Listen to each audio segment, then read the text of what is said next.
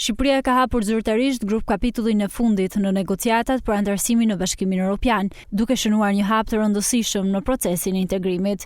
Komisionierja e Bashkimit Evropian, Marta Kos, vlerësoi programin e vendit dhe angazhimin e institucioneve shqiptare për zbatimin e reformave thelbësore.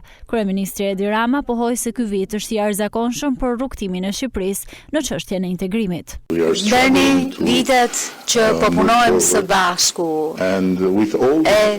gjatë të cilave po luftojmë të ecim përpara dhe me të gjitha vështirësitë, me të gjitha sprapsjet, me të gjitha shpullat e grushtet, në qoftë se do nxjerrësh nga panorama Bashkimin Evropian dhe do të mbash në këtë panoramë mua qeverinë, shqiptarët që bëjnë më të mirën e tyre, a do të ishte Shqipëria ajo që është sot? Jo. Ky proces na ka ndihmuar në mënyra që në të kundër do të ishin të pamundura, sepse mund të tingëlloj patetik apo quajeni si të doni. Por është njësoj si të shkosh në shkollë.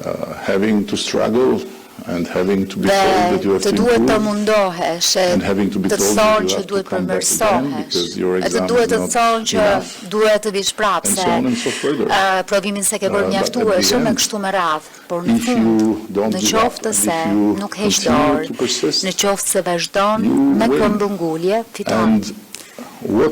Ajo çfarë Shqipëria e shqiptarët fitojnë nga ky proces është diçka që shkon përtej grup kapitujve e vetë antarësimi formal.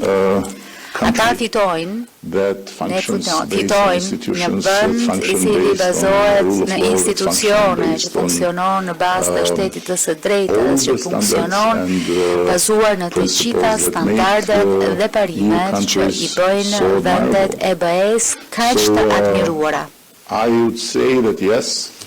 Do ju thoja po, viti i fundit ka qenë jashtëzakonshëm sepse ka qenë shpërblyes, por pa vitet që i paraprijin, të cilat nuk ishën shpërblyese, edhe pse punonim fort, ky nuk do të kishte ardhur.